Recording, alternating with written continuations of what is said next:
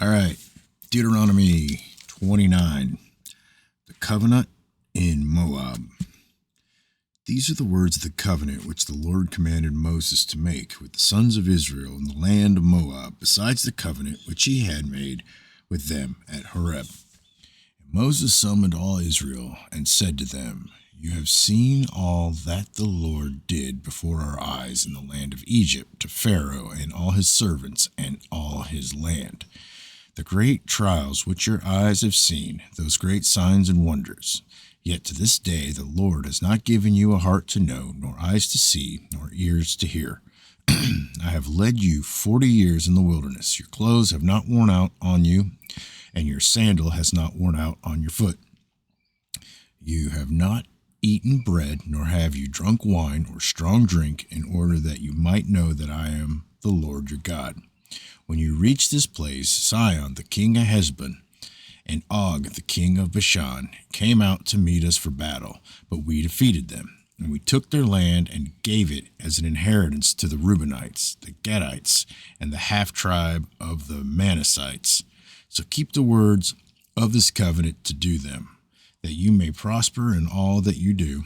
You stand today, all of you, before the Lord your God, your chiefs, your tribes, your elders, and your officers, even all the men of Israel, your little ones, your wives, and the alien who was within your camps, from the one who chops your wood to the one who draws your water, that you may enter into the covenant with the Lord your God and into his oath, which the Lord your God is making with you today, in order that he may establish you today as his people, and that he may be your God, just as he spoke to you, as he swore to your fathers, to Abraham, Isaac, and Jacob.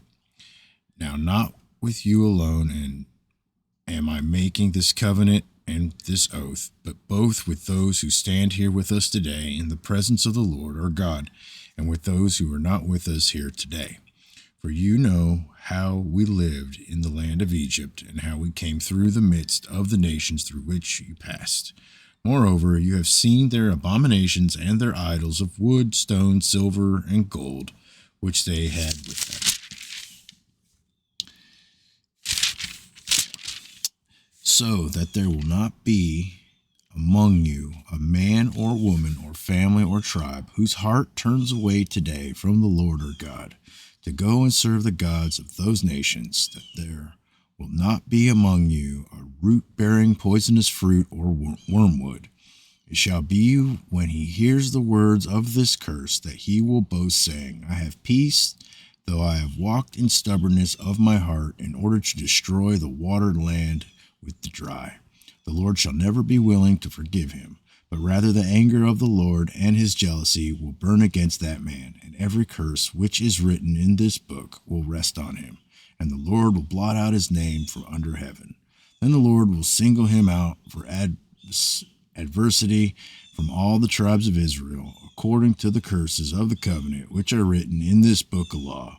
Now the generation to come, your sons who rise up, and you after you, and the foreigner who comes from a distant land, when they see the plagues of the land and the diseases with which the Lord has afflicted it, will say, all its land is brimstone and salt, a burning waste, unsown and unproductive, and no grass grows in it, like the overthrow of Sodom and Gomorrah, Admah and Zeboim, which the Lord overthrew in his anger and in his wrath. All the nations will say, why has the Lord done thus to this land? Why this great outburst of anger?